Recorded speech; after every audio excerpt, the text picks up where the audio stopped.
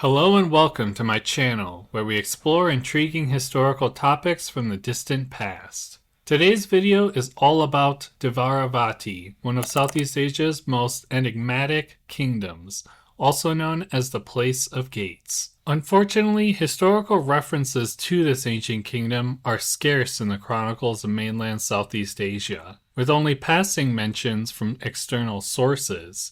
Nonetheless, historians have pieced together some information about Dvaravati, suggesting that it may have been the oldest kingdom in the region, rooted in Buddhism and served as an early hub for the spread of Indianized culture across Southeast Asia. But before we delve into the history of this ancient Buddhist kingdom of Dvaravati, I want to express my gratitude for visiting my channel, and I hope you enjoy the video. Without further ado, let's begin our exploration. Dvaravati emerged as an ancient Mon kingdom, potentially the oldest in Southeast Asia, around the 2nd century BCE. If this estimate is accurate, it predates the Khmer kingdom of Funan, established around 68 CE, by about 2 or 3 centuries. Scholars believe that the Mon and Khmer people who share linguistic connections arrived in mainland Southeast Asia during the 1st millennium BCE.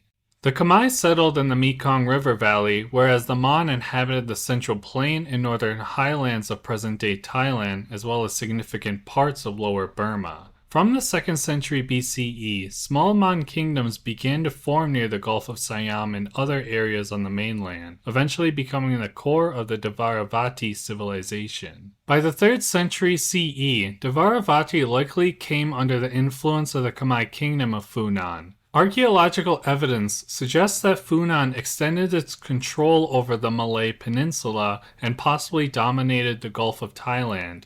The exact nature of the relationship between Funan and Dvaravati remains largely unknown, but scholars speculate that Funan likely held dominion over Dvaravati until about the 6th century. Chinese records indicate that Dvaravati did not send diplomatic missions to the Chinese court until after the collapse of Funan. During the 7th century, Chinese sources mention ambassadors from a kingdom called Poli Locha who arrived at the Tang court alongside the kingdom of Champa. Scholars believe that Poli Locha refers to Dvaravati. Additionally, between 629 and 645 CE, the Chinese Buddhist pilgrim Xuanzang traveled to India, possibly passing through Southeast Asia, where he observed the presence of Buddhist kingdoms, potentially including Dvaravati. According to Khmer chronicles, Dvaravati was located west of Isanapura in Chenla, emerging as an independent state after the breakup of Funan in the mid-6th century. It likely covered a significant portion of present-day Thailand, the Lao kingdoms, and the Malay Peninsula. However, it is improbable that Dvaravati existed as a single unified state. Instead, it was likely a collection of small kingdoms, with major cities such as Nakhon Pathom, Utong, Kubai, and Sitep. But this can be taken with a grain of salt, as there is some historical debate regarding this matter. These Mon kingdoms strategically established their cities near rivers or the sea, taking advantage of the riverine and sea trade routes. Unfortunately, very little remains of Dvaravati today, with only the foundations of monuments still visible, while the superstructures have largely vanished. Most buildings were constructed using laterite, brick, and wood.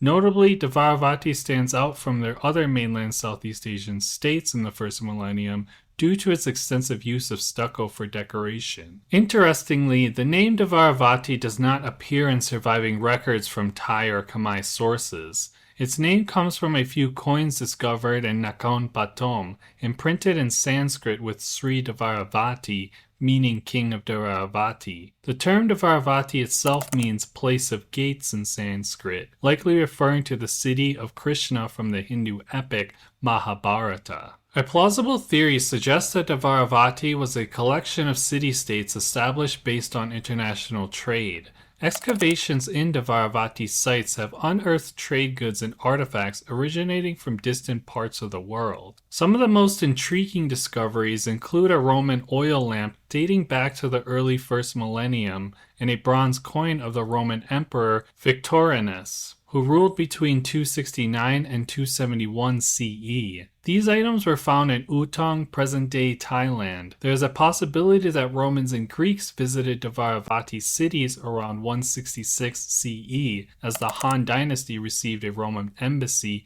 in the 2nd century. It seems likely that the kingdom thrived on international trade, as evidenced by a clay seal mark depicting an ocean-going ship, a Roman oil lamp, and a brick engraving featuring the profile of a stranger, possibly an individual from the ancient Iranian civilization of Sogdia. Scholars have also suggested that Dvaravati played a significant role in the dissemination of Indian artistic styles, which were transmitted to Funan and Champa. It is believed to have been one of the earliest, if not the earliest, kingdoms to adopt Buddhism as its state religion. Two of the earliest Buddhist inscriptions in mainland Southeast Asia, written in early Sanskrit, have been discovered in the Dvaravati cities of Lopburi and Haripunchai. Many Buddhist sculptures exhibit close similarities to those produced in Angkor Boré, as well as early Vishnu sculptures from Funan and Chenla. Additionally, several bas reliefs resemble those found in India during the Gupta period, spanning from 320 to 600 CE. Art and architectural designs of the Dvaravati culture appear to have been influenced by Indian styles from Gupta,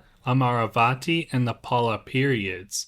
Buddhism likely served as the predominant state religion, although evidence suggests that Hinduism also was practiced. Excavations have uncovered a limestone ritual tablet depicting the goddess of fortune, Lakshmi, as well as a potentially pre-Angkorian or Dvaravati-style statue of Vishnu, and a stele of Shiva supported by the bull Nandin in front of Mount Kailasha. However, the most recurring artifact among Dvaravati cities is a carving of the Dharma Chakra, or the Wheel of Law, which symbolizes Buddhist teachings. This image was commonly portrayed on an abacus atop tall pillars, resembling those found in Ashoka, India during the 3rd century BCE. What we know of the spread of early Theravada Buddhism was through Ceylon missionaries arriving to the Mon Kingdoms of Burma as well as Dvaravati, making them the first to fully embrace the new religion. Soon after, Theravada Buddhism spread among the Khmer and Malay people of Tambralinga. Although most major kingdoms in mainland Southeast Asia maintained Hinduism as their state religion during the first millennium, Buddhism coexisted with minimal conflict.